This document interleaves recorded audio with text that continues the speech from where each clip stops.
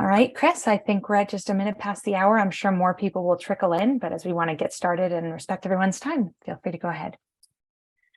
Good morning, good afternoon, and good evening. Historians say that the first banknotes were issued in China during the Tang Dynasty just over 1,000 years ago. Now, paper notes were considered a revolutionary transformation back then because they were intended to reduce the costs and burdens of transporting heavy copper coins. More recently, the Bank for International Settlements has reported that 90% of the world's central banks are exploring another potential revolutionary transformation of money, this time into digital form. One of the frequently cited benefits of central bank issued digital currency is the potential to expand access to modern digital financial services among people who are currently underserved or even excluded from the financial system. I'm Chris Glabia, Senior Advisor to the Digital Currency Initiative at the Massachusetts Institute of Technology, and a former central banker and regulator myself. Today, we are excited to share with you the results of a 15-month-long survey study asking, as our event suggests, whether CBDC will be a bridge to inclusion or a deeper digital divide. Today's webinar marks the release of this landmark study by DCI and Maiden Labs, with assistance from other universities and research teams in 4 countries, all supported through a grant by the Bill and Melinda Gates Foundation. This unique research project combined field research focused on people's financial needs, especially those from vulnerable or underserved groups, and consider the policy and technology design choices that could make a difference and help ensure that a central bank-backed digital currency serves the needs of all. We have the rare opportunity today to hear from an interdisciplinary team of CBDC and cryptocurrency technology researchers, socio-technical researchers who study money technology, and cultural researchers who study users' practices and experiences. In a moment, we'll open with a discussion of the report with the lead investigators for this project, who will summarize the research in about 40 minutes. We'll then turn to the audience for questions using Zoom's Q&A feature for about 15 minutes. We'll be joined by Dr. Neha Narula, Director of MIT's Digital Currency Initiative, and the principal investigator for this project. Neha is a computer scientist who has built fast, scalable distributed systems and has worked as a software engineer as well. Dr. Narula will be joined by Dr. Lana Swarz, Associate Professor in the Department of Media Studies at the University of Virginia. Lana is a senior co-investigator on this project. She has published on money technologies from Diners Club to cryptocurrency and is the author of the book, New Money, How Payment Became Social Media, which was published by Yale University Press in 2020. The report is available on the websites of DCI and Maiden Labs now, and we'll put a link in the chat for you to download it. You can also raise questions for our speakers throughout the question using the Q&A feature in Zoom, and we'll do our best to answer some of those questions at the end. Today's session reminds me of an observation by the mathematician and aerospace engineer, Theodore von Karman. He once said, "Scientists study the world as it is. Engineers create the world that has never been." After today's discussion, I believe we will realize how important it will be for scientists and engineers to work with central bankers, innovators, and consumer advocates to ensure that a digital currency will serve the needs of all. With that, please allow me to introduce you to Dr. Neha Narula.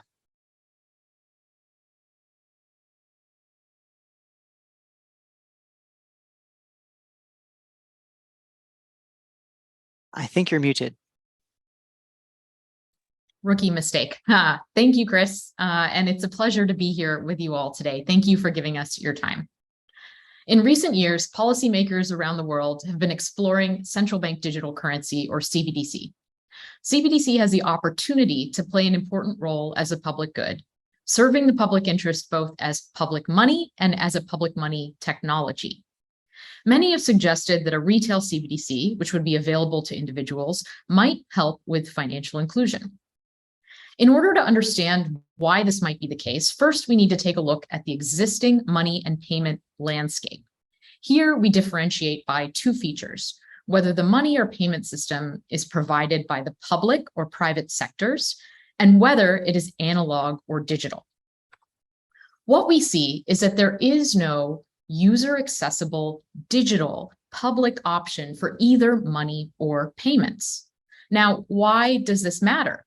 Well, more and more transactions are moving into the digital realm. And while the private sector might be interested in inclusion insofar as it expands the size of the market, they're not primarily motivated by achieving the social good of inclusion. A CBDC might fill this gap, and inclusion is often cited as a potential benefit. But in addition, CBDC offers an opportunity for a ground-up redesign. And this means we could design something from scratch that could help with inclusion, keeping in mind the pain points of the financial system as it exists today. However, few, if any, proponents have offered practical insight into exactly how a CBDC will promote greater access to financial services among the unbanked or underserved. Assertions that CBDC could strengthen inclusion are difficult to prove because there is no one CBDC across countries, but rather a broad range of designs that could differ significantly in features and functions based on policy choices and market environments. It remains an open question exactly how CBDC might help financial inclusion. We hope to shed some light on this question in this work. But first, I want to be clear about what this work does not do. In this work, we are not considering whether a central bank should issue a CBDC to expand inclusion, or exactly how to launch a CBDC to promote inclusion. We're not offering a roadmap. What we are doing is considering how a CBDC's unique features might actually translate into expanding inclusion or not, and what the most important design choices are. What are the features of currency technologies, the aspects of people's lives, and the intersections of the two that designers need to understand most in order to create a digital currency that expands inclusion and operates in the public interest, rather than one that exacerbates or even creates a new digital divide for currency? We set out to investigate these questions. In this talk, we'll first start by explaining the project, including the interdisciplinary design research and fieldwork in 4 countries. Then we'll get to our results on the importance of intermediation and a framework for thinking about money and payment affordances for inclusion. Finally, we'll close with ideas for moving forward. And now let me turn it over to my co-author, Lana Swarz. Thank you, Neha. So now I'm going to talk a little bit about the project itself. One of the things that was most exciting for me about this project was that it really is, as Chris described, a collaboration pairing technical experts at the MIT DCI, where they have been on the cutting edge of CBDC and cryptocurrency research for years now, with sociocultural researchers of money, technology, and financial practices. These include Neha, myself, as well as Dr. Julie Frizzo-Barker and Shira Frank of Maiden Labs. Throughout the design, next please. Throughout the design of this, throughout the course of this 15-month-long interdisciplinary effort, we worked together as a team to take a 3-pronged kind of approach. First, we undertook design research to identify the important open technical design choices and opportunities and ways forward for CBDC design, infrastructure research on existing money technologies, their limitations for financial inclusion, and getting kind of a deeper sense of that landscape, and fieldwork conducted with teams of research partners to understand the financial experiences of people in 4 low and middle income countries: India, Indonesia, Nigeria, and Mexico. In addition, to test initial findings and seek advice, we hosted roundtable events with a variety of stakeholders, including central bankers, technologists, academics, and consumer advocates. So we worked between these approaches to understand the intersections of the existing systems, what problems people were facing with it, and if and how CBDC might or might not solve these problems. This iterative approach between the technical and the social is what, to me, seemed like a unique and exciting aspect of our work.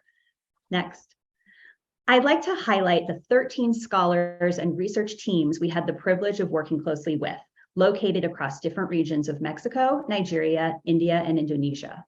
Most of these researchers and scholars are experts in their field and have published on related topics, so I encourage you to seek their work out. And our website features some blog posts from them as well as other research. We also collaborated with the UC Irvine Institute for Money Technology and Financial Inclusion, who drew from their amazing network and decades of expertise to identify these partners and coordinate research, and with Finthropology to help synthesize the tremendous amount of data generated across projects. The fieldwork research teams collected data from over 200 interviews paired with situational analyses, 14 focus groups, and a survey with over 500 responses.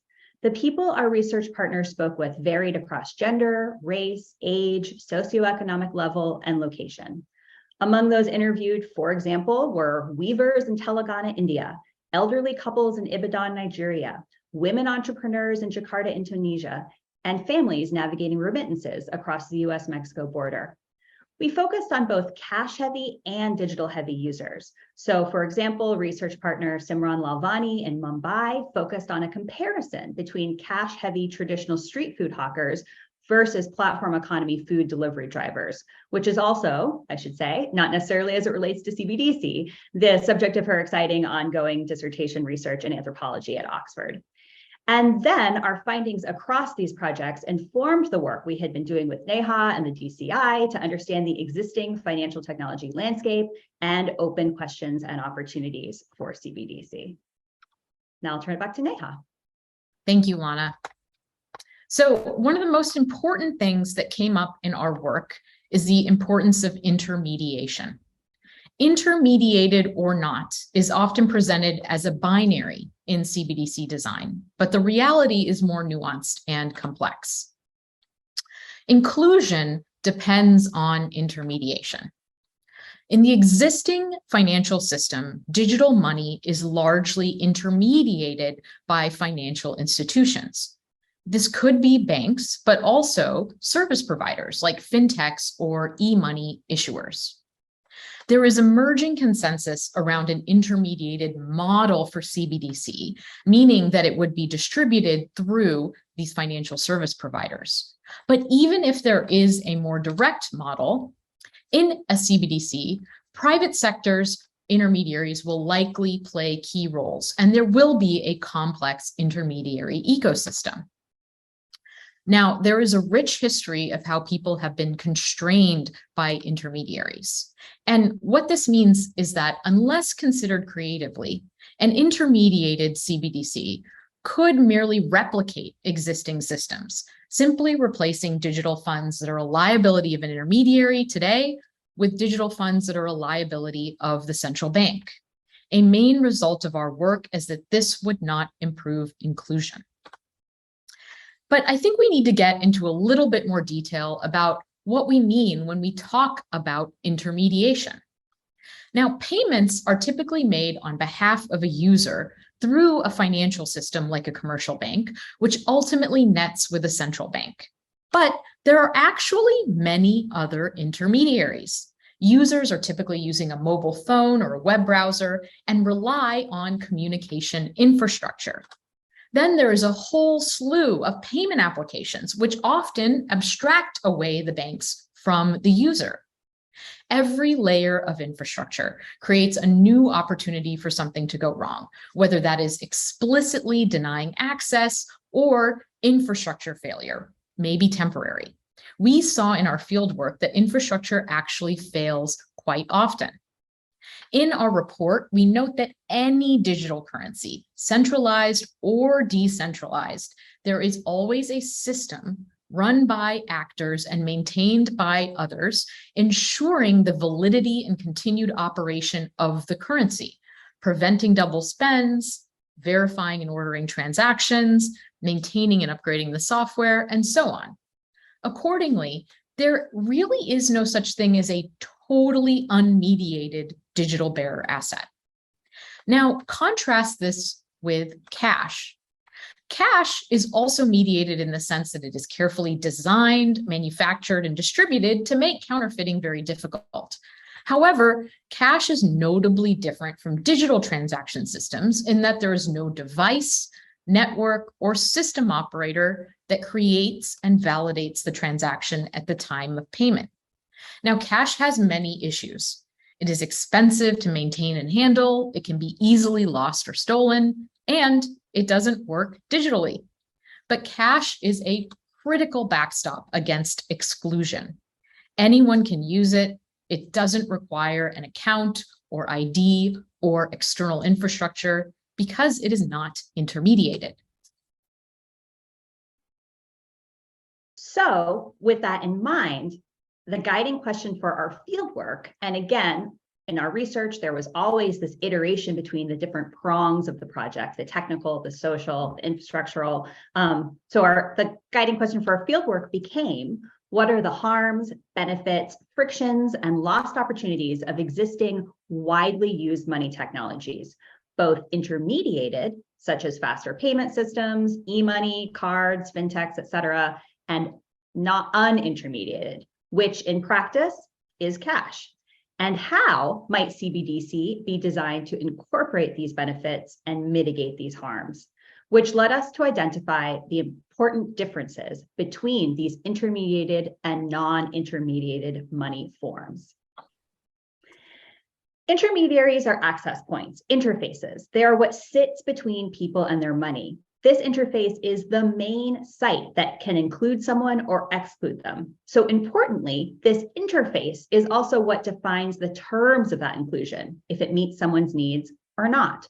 So a point we want to emphasize that really cuts across all our findings is that any intermediated digital currency is only as good for financial inclusion as the intermediary ecosystem that enables people to access it. And to put a finer point on it, if CBDC replicates the design of the existing intermediary ecosystem, it will replicate its affordances and replicate its limits to inclusion. Now, let's discuss these features and properties that differ between intermediated and non-intermediated money forms and payment systems. The term affordances comes from the design research field. It's the quality or property of something, in our case, digital and physical currency and payment systems, that defines, enables, and constrains its possible uses. In other words, how does the money behave and what does it let you do? We identified these 5 affordances because they're a key difference between intermediated and non-intermediated money technologies, and because each sits at an important nexus, the intersections of user problems impacting inclusion, open CBDC policy questions, and potentially fruitful technical opportunities. So let's get into the 5 affordances. Custody is who holds the asset and who is it a liability of. Access is how people are onboarded into the system and how ongoing transactions are approved. Finality is with what certainty transactions are settled and how the system designs methods for reversal, compensation, or dispute resolution.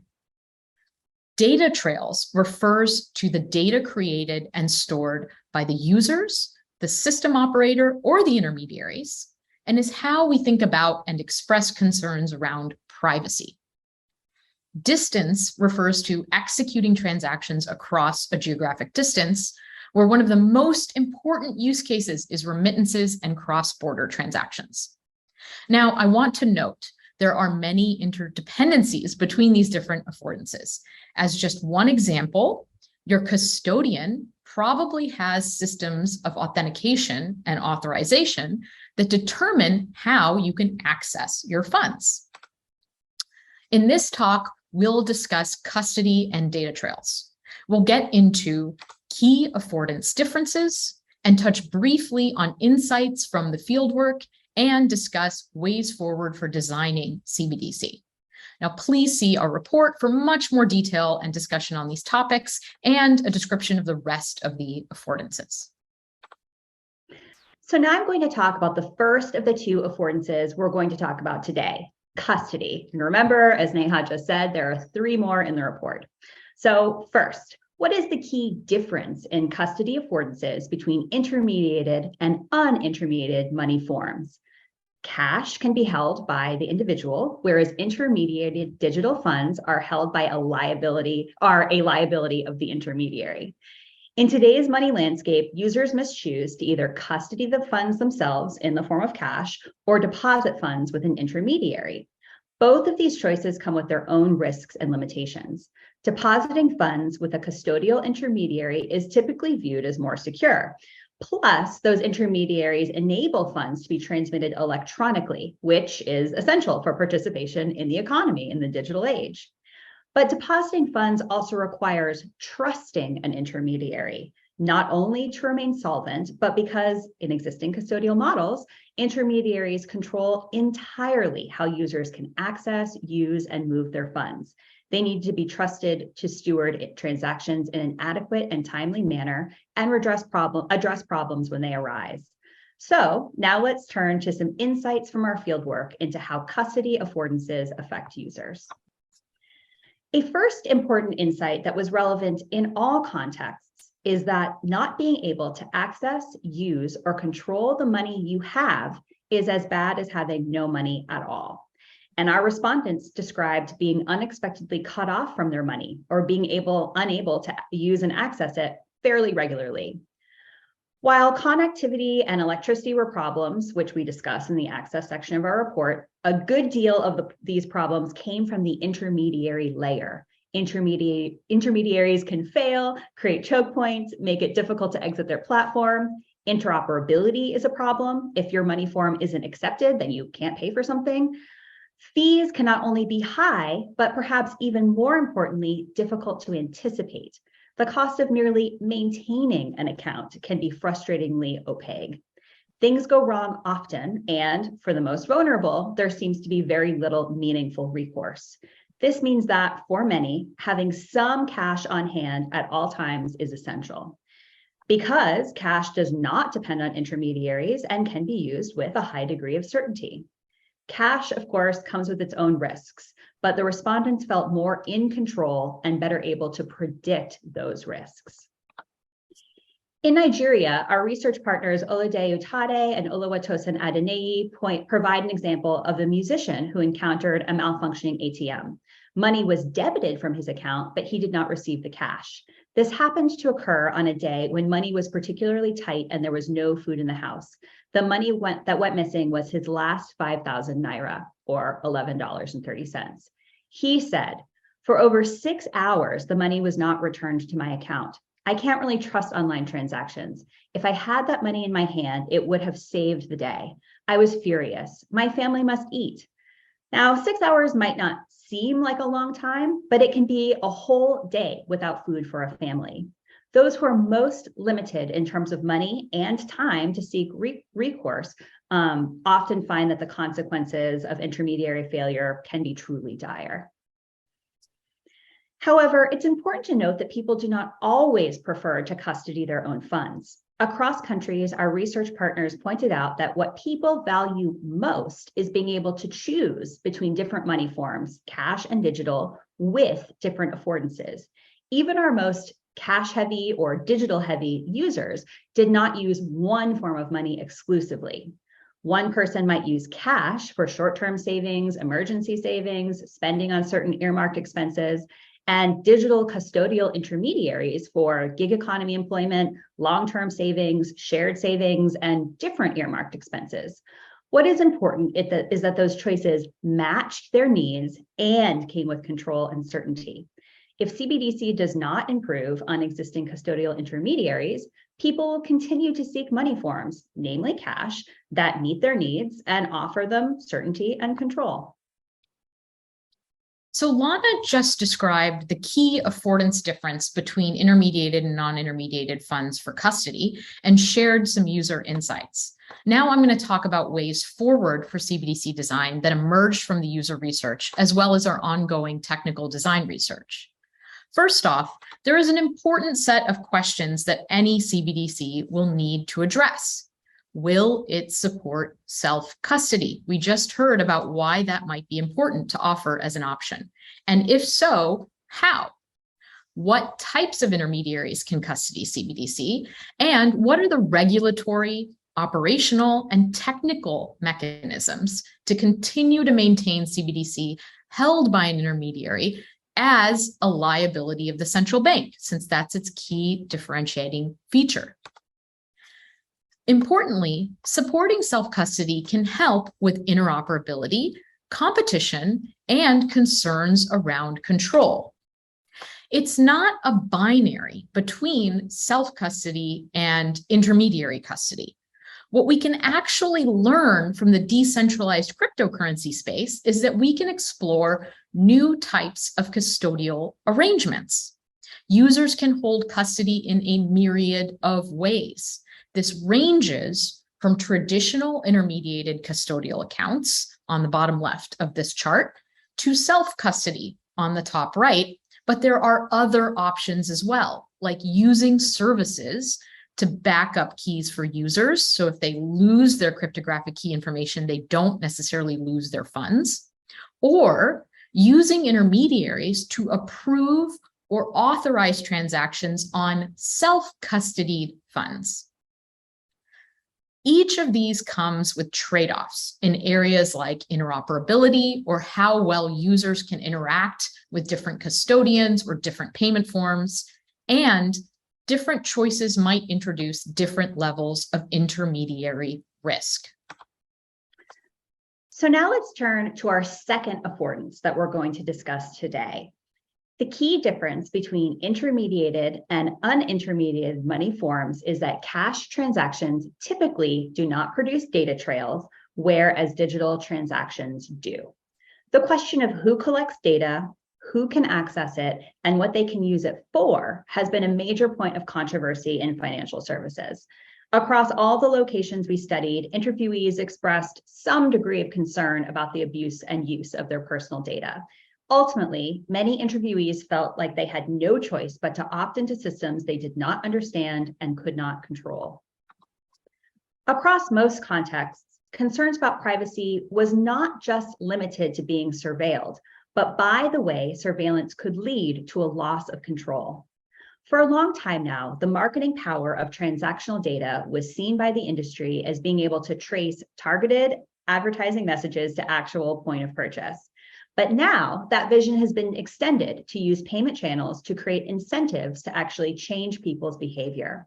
What we have now, and what we have only seen the beginning of, is a rapidly accelerating landscape saturated with rewards and discounts meant to motivate customers to use certain digital payment platforms, make certain purchases, and take on debt. These kinds of behavioral nudges are beginning to happen on an ever more micro level.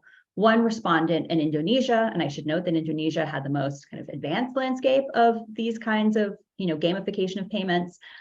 Anyway, one respondent in Indonesia told research partner Kathleen Azali and team about being offered a buy now, pay later option for a meal at McDonald's.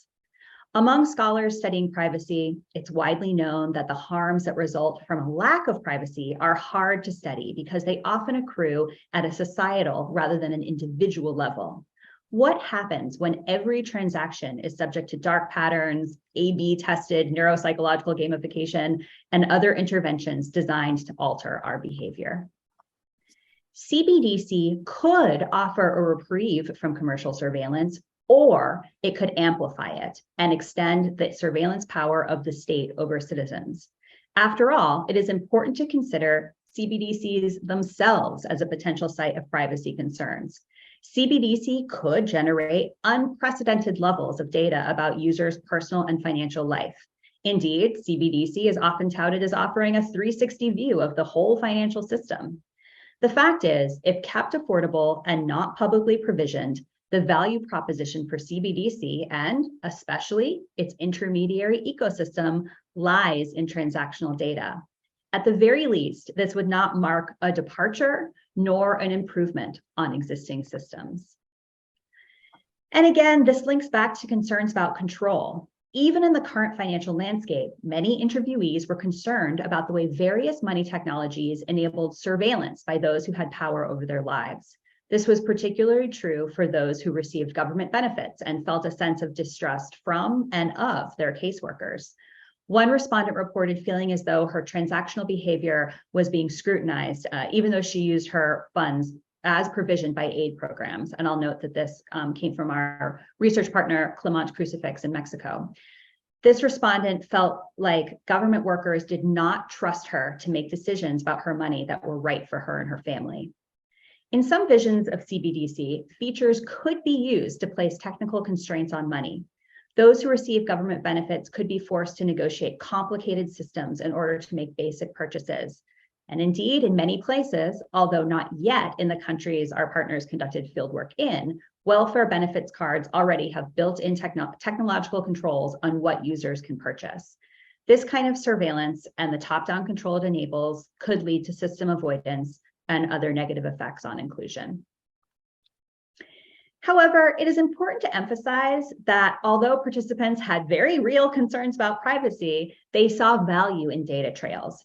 Data trails can add formality, legitimacy, traceability, and these visible benefits of data trails frequently outweigh the invisible risks.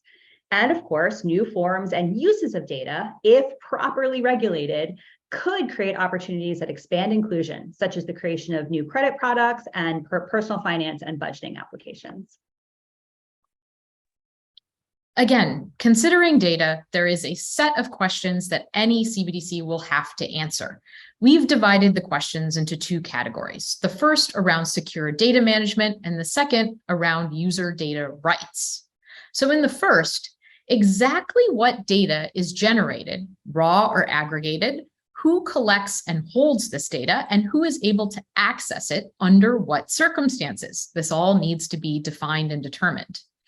How is data security risk and liability managed and allocated?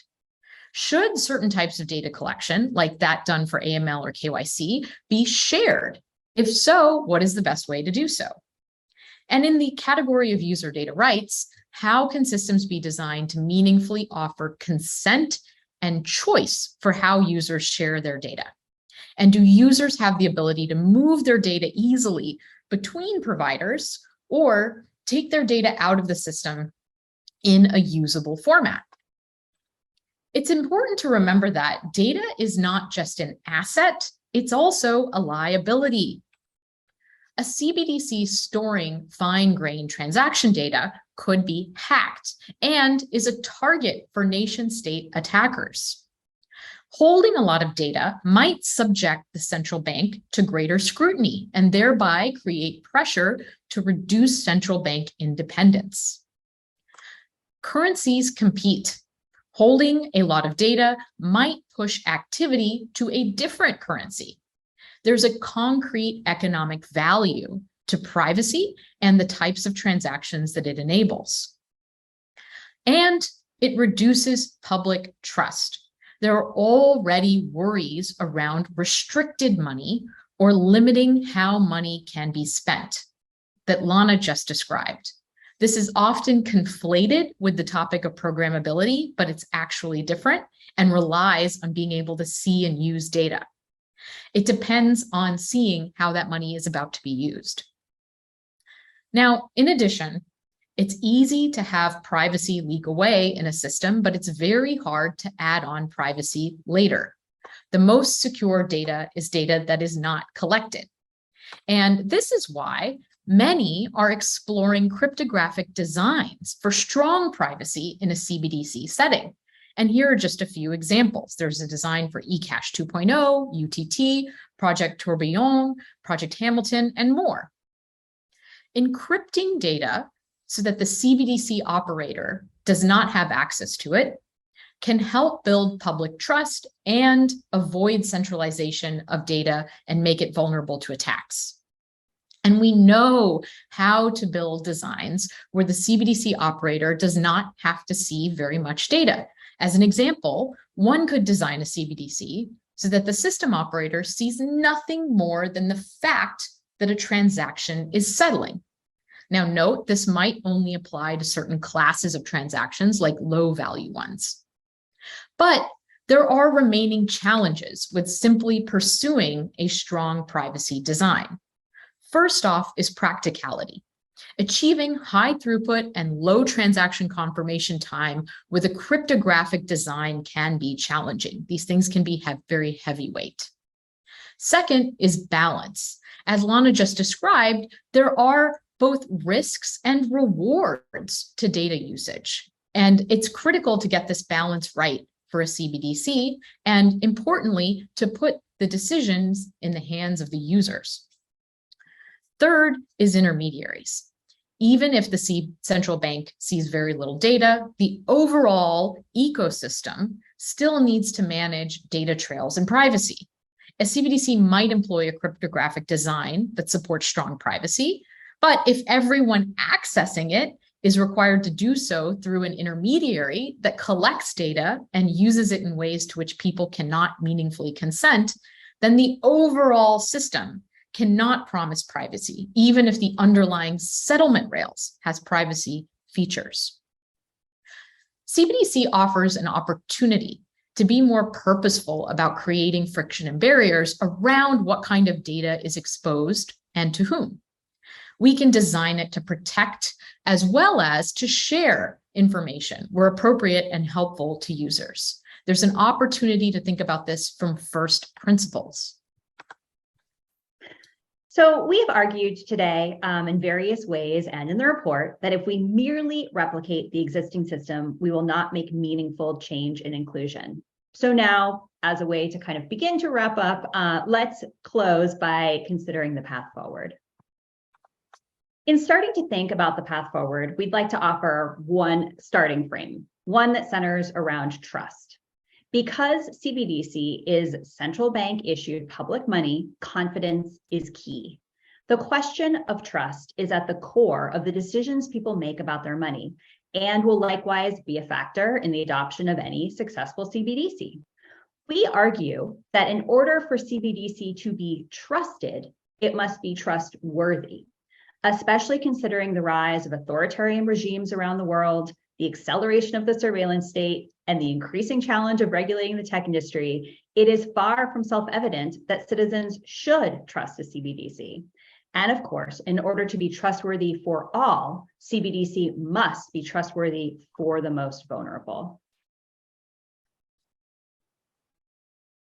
So CBDC offers an opportunity to rethink the intermediary ecosystem. How might we begin to do that? Well, first, we can recognize that there's actually a broad, varied range of roles and responsibilities. We can unbundle what in today's systems is typically handled by one large intermediary into many different functions. And here are just some examples of those functions. There's issuance, redemption, and settlement. There's transaction authorization and validation. There's identity verification and access control, digital wallet provisioning and management, dispute resolution, and data analysis. Once we begin to do so, we can rethink who can actually fill those roles. And in particular, these roles could be provided by different intermediaries altogether, or even different types of intermediaries.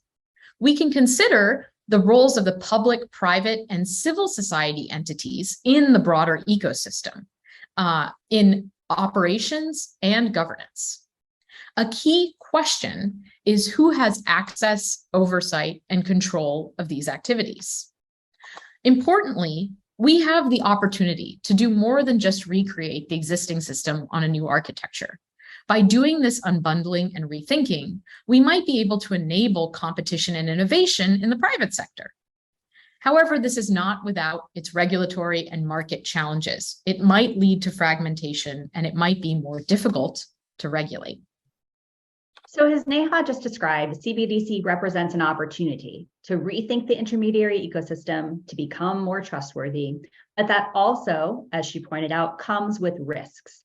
If not designed well, that redesigned system may offer no improvement, or it could make things much worse. So what can we do? We offer the findings in our research, the affordances we identified, the insights from fieldwork, and the suggestions for technical opportunities as a place to start designing CBDC as a more inclusive money technology. But these findings have only really scratched the surface. We think that there is a real opportunity to convene experts from areas like policy, tech, economics, user experience, and human rights to come together and really think about how to move forward on topics like custody, access, finality, data, and distance. But there is much more work to be done.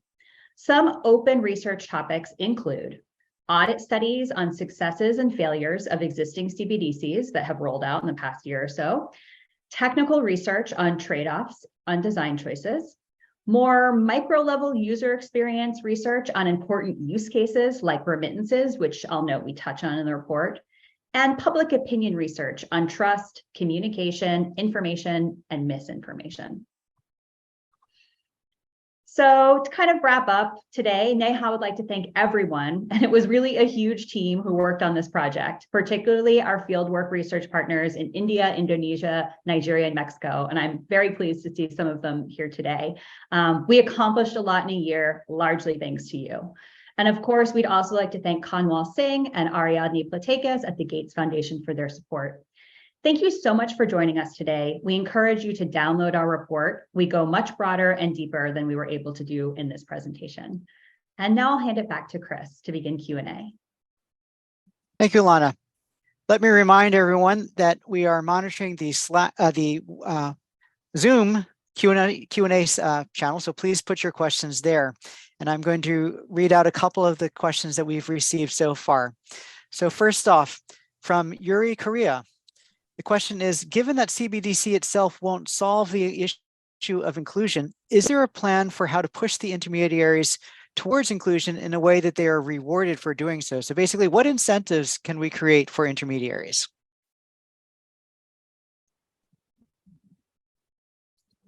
Lana or So Neha? I guess the first part of, I just want to take a light modification on the first part of the question, which I think it said, like you read, that given that CBDCs won't help with inclusion. I don't think, is that was what the sentence said, or the question said? Yes, yeah. CBDC itself won't solve it. So how are we going to get intermediaries to move towards? Oh, so right. So I mean, I think that, CBDC may solve inclusion if it gets that intermediary, or help inclusion if it gets that intermediary ecosystem right. And I think that there's a potential that CBDC could be that incentive. So, I mean, CBDC could theoretically give regulators more power in terms of who can access that CBDC, like what kinds of intermediaries are actually able to, ride the rails of the CBDC, so to speak, which could create an opportunity to create incentives for them to, promote inclusion if they want to have access to those rails. But I think that's a fascinating question and more work definitely. Thank you. So basically, the CBDC itself and the ability to use it might be the incentive, is what you're saying. Fantastic. Thank you. There's another question that I see here from Lars Hupel. When you refer to self-custody, do you refer to any type of digital bearer instruments, or do you assume tech sectors might be able to create their own custom wallet software or hardware? Perhaps for Neha. So I think, let me see if I understand the question correctly. So the question is asking, do we assume that users might be able to create their own wallet software or hardware? And I think this is a really important question.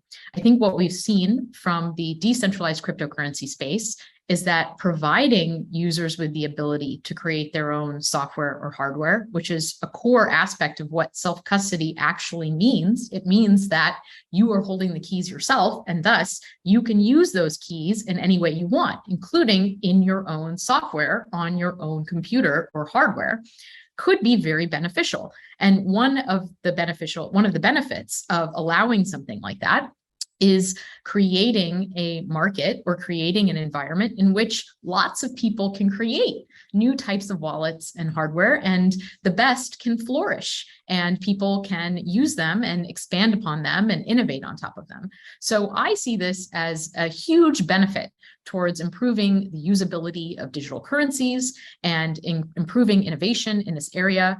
And I hope that policymakers will strongly consider a design for a digital currency where we can have this type of innovation and we can have this type of flourishing.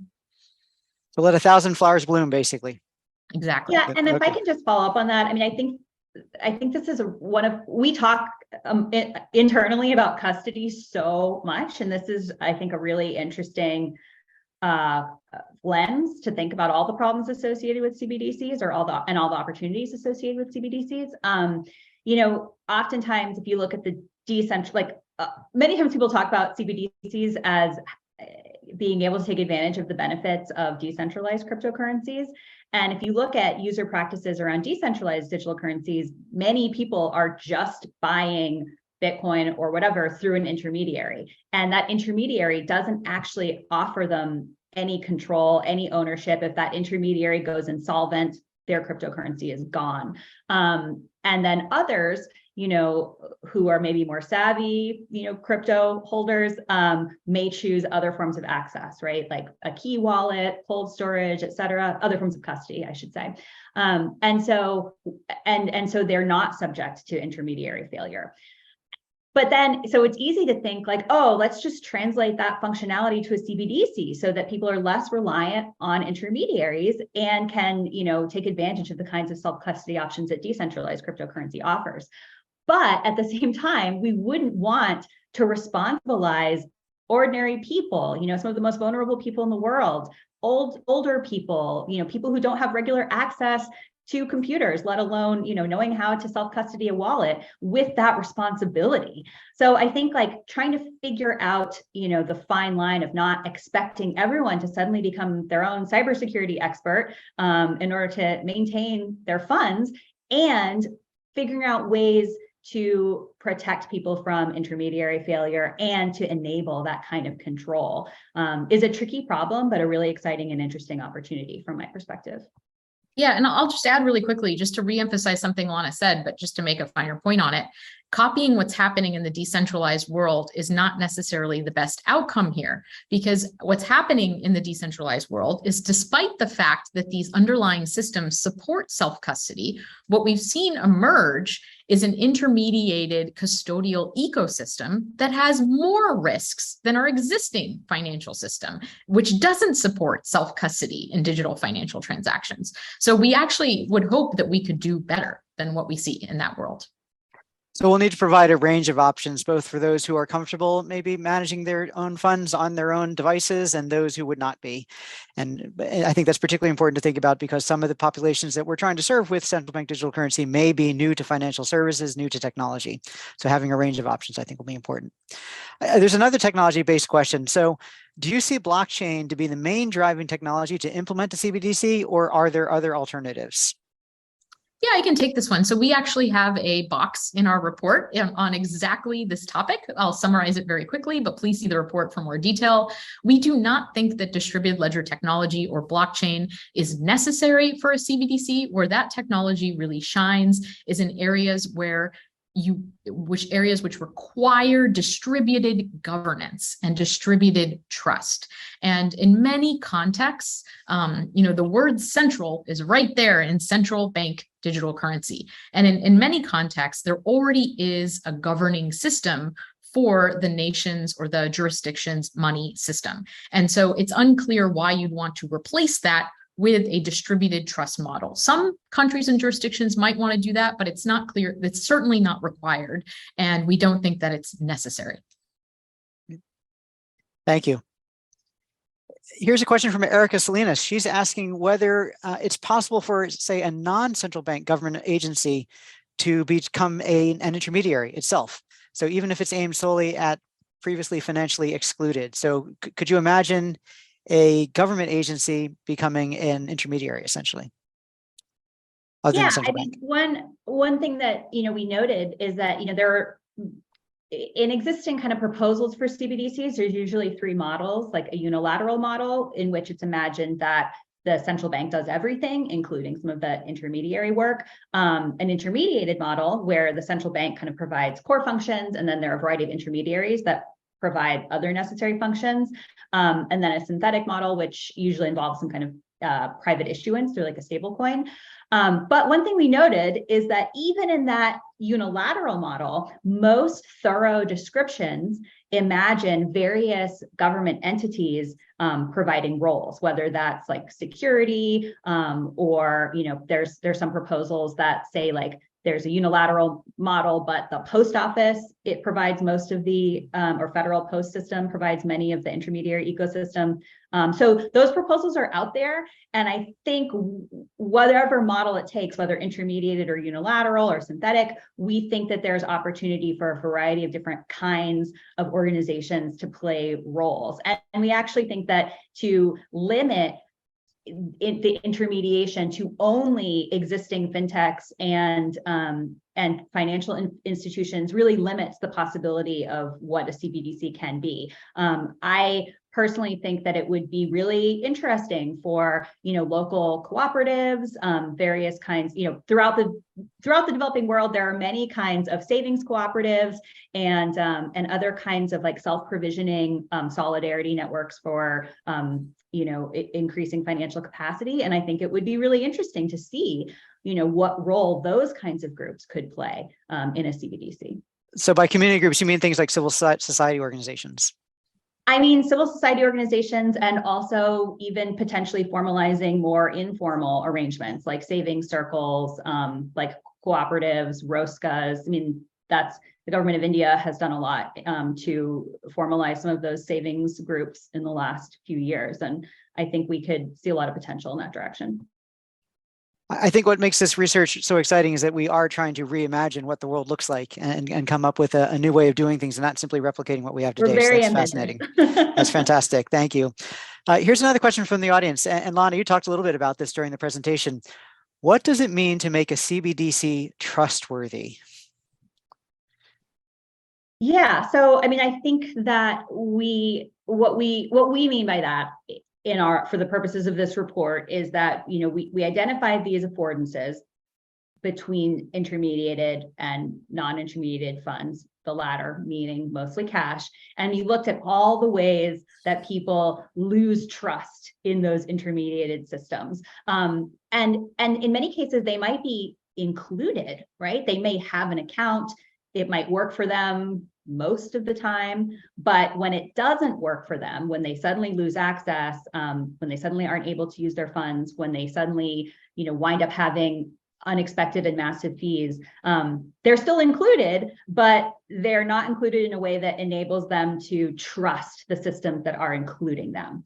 So in the same way that we hope many times the mandate of the central bank is to ensure trustworthiness in the continued stability of the currency, we also think that this is an opportunity to create trustworthiness in the continued stability of the money infrastructure that people use to access that money. So, Neha opened with a definition of a CBDC as both public money in the sense that its value and supply is managed by the central bank, but also a public money infrastructure in the sense that it is something that can be used or public money technology in the sense that it's something that can be used in everyday life.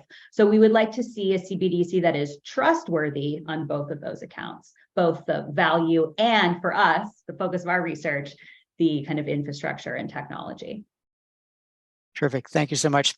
So we have a few more minutes left for questions, but I do want to ask my colleagues to put a link in the chat to a Google document for audience members to help us understand a little bit about what you found useful in the session and the types of topics you think were most important. So I'll ask my colleagues to put that into the Zoom chat right now, and then you can click there and open up the form. We'll also email this Google Doc out to you after the event if you don't have time to fill in the form right now. So the next question we got is from Anand Johnson. And the question is, how can fintech companies push the adoption of self-sovereign identity? Or more broadly, how can fintech companies who facilitate and design CBDC and its systems further promote financial inclusion in countries with a high level of corruption, or promote CBDC in countries that think that CBDC will eliminate cash and thus opt out of implementing a digital currency?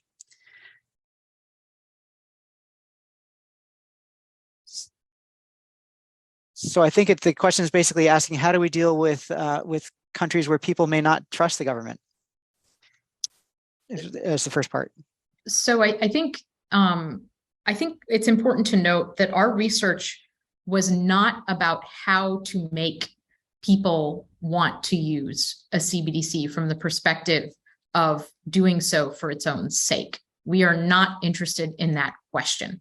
We were interested in the question of, how might one be designed to solve user problems and address user pain points? So we are not offering a plan for how to make your CBDC more trusted by the population or by individuals or by users, aside from making it more useful to them, which might lead to it being adopted by them, but might not if they don't trust it. I think Lana covered very well some of the reasons why it's important to think about making sure that one is actually trustworthy, not perceived to be trusted, but actually is trustworthy. Lana, I don't know if you want to talk a little bit more about that, or to speak around communication or anything. Yeah, I mean, I think that, one of the things that we have identified as an opportunity for future research is an audit study on the rollout of some of the digital currencies or CBDCs that have come out in the last couple of years or so, because I think we will see some of the answers to that question in that rollout, like what are the reasons why CBDCs have maybe not seen the levels of adoption that their designers would have liked them to have. And I think we'll find that, there are two reasons for that. One is that they don't meaningfully improve on existing systems and therefore don't fill a need. And also that they're not well trusted, and that, around the world, sociologists and political scientists have identified that we are living through a real crisis of institutions. That is not a controversial statement. We have lots of evidence to back that up. And a CBDC sits at the intersection of three of the least trusted institutions: government, finance, and tech. So it's a big risk to choose to launch a technology that is essential to people's ability to survive, that sits at that very fraught intersection. So I think the first step is to build a CBDC that is trustworthy. And the second step is to make sure that that trustworthiness is well communicated. There will absolutely be misinformation and conspiracy theories about even the most trustworthy digital currency. You could build a CBDC, you could build a perfect CBDC, and there will still be, troubling sentiment around it. And I think that designers and stakeholders have to take those risks extremely, extremely seriously. But again, as Neha said, not just about the communication to make us feel like it's trustworthy, but to actually make sure that it is. Yeah, and I'll just re-articulate that, what we are trying to do is explain what that means and what the risks are and what we can do to build something that is a positive technology in people's lives, offering them control, offering them the ability to provide consent. And that is what we are trying to articulate, what that would look like. And I think we are not saying that it's necessarily possible. We think that there's an opportunity here, and we think that opportunity is worth exploring, but we are not trying to say, yes, you should build a CBDC, and this is exactly how to do it. Yes, I know that a lot of people are going to want to hear, is the answer yes or no? Should you do it or not? Are we for it or against it? And I'm afraid that it's not quite that simple. And I think that's a good place to end. Basically, that there's a lot of work ahead. So I hope that this is really just the first of many discussions that we will have on this important subject. So for everyone in the audience, please remember to download the report, take a look at it. If you're interested in offering us suggestions or feedback, please make use of the Google form that we're posting in the chat, and that will email you after the session. For me, I would just summarize this very quickly by saying that I came away with three important truths today. The first is that for a central bank digital currency to be successful and adopted, it has to be trusted. And that means that researchers and designers will need to keep users at the center of their research to make sure they understand what their needs are and what will help them to feel that trust.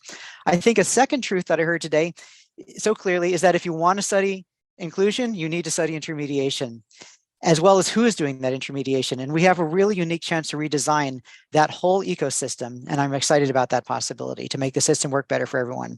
I think a final truth for me is just how much work there is still ahead for us to get this right. And I remember if you recall the quotation I had from the aerospace engineer about the different roles of scientists and engineers looking at the world and trying to build a better world.